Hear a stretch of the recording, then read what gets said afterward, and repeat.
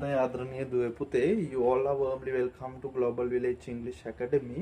ඉතින් මම අද ඔයාලට කියලා දෙන්න යන්නේ බලන්න මෙන්න මේ වාක්‍ය රටාව I කියන subject එකත් එක්ක helping verb එකක් දානකොට මෙන්න මේ have has කියන එකේදී I has versus have. ගොඩක් අපේ native speakers ලා කරන වැරද්දක් තමයි දුවේ පුතේ මෙන්න මේක. එයාලා විතරක් නෙමෙයි අපේ පුංචි දුවා දරුවෝ පවා මේ වැරද්ද කරනවා.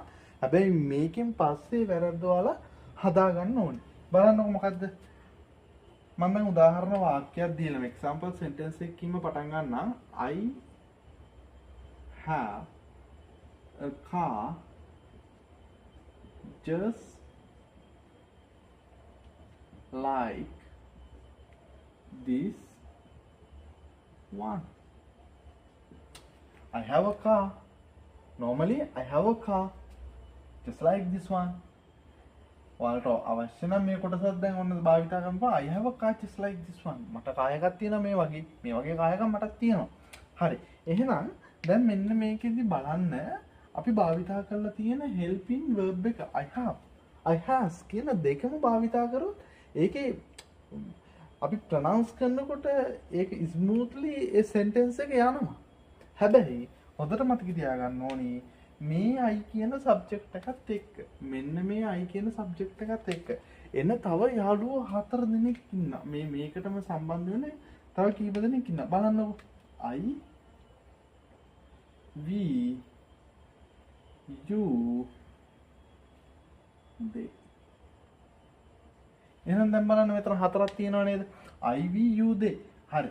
එහෙනම් මෙන්න මේවට අපි කියනවා plural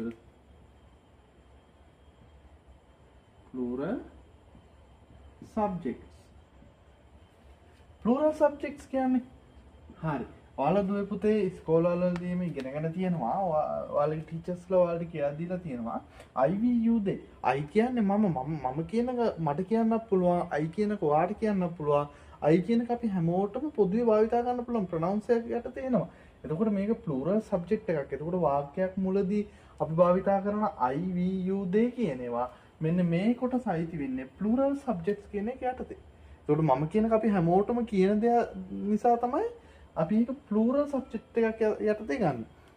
නැත්නම් සමහරක් අවස්ථාවේදී මම කියන්නේ එක්කෙනෙක් නේ කියලා ඔයාලා confuse වෙනවා. හැබැයි හොඳට මතක තියාගන්න ඕනේ මේකෙදී I කියන්නේ plural subject එකක් කියලා. හරි. එහෙනම් මෙන්න මේ plural subject එකත් එක්ක භාවිතා කරන helping verb එක තමයි have.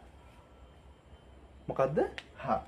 ඊළඟ එක තමයි ඕකත් එක්කම එන අනිත් ටික තමයි he she it. හරි. මේව මොනවාද? මේ ටික අපි ගන්න පුතේ. ඔයාලා බලන්න මේ ටික අපි ගන්නවා singular ඒක වචන singular subject විදිහට තමයි මේ ටික ගන්න අපි. singular subjects. හරි. එහෙනම් මේ singular subjects ටිකත් එක්කෙන එක තමයි එහෙනම් මොකද්ද? අර native speakers ලා අපේ දරුවෝ කරන වැරද්දක් තමයි මොකද්ද? has කියන එක use කරනවා singular subject ටිකත් එක්ක. හරිනේ. හැබැයි have කියන එක use කරොත් singular subject ටිකත් එක්ක ඔයාලා completely wrong sentence එකක් තමයි grammatically හදලා ගන්නෙ. එහෙනම් අපි මේකට ගන්න ඕනේ has කියන එක.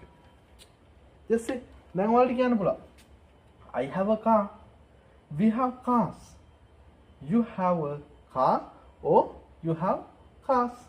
Or they have cars. They singular subjects. He has a car. She has a car. It has a car. It has a car කියනකොට එතනදී අර්ථය අපිට ගන්න පොඩ්ඩක් අමාරුයි. It has a car උට තියෙනවා කාර් එකක්. ගැටලුවක් නැහැ. නේ? ඒක ගැටලුවක් නැහැ.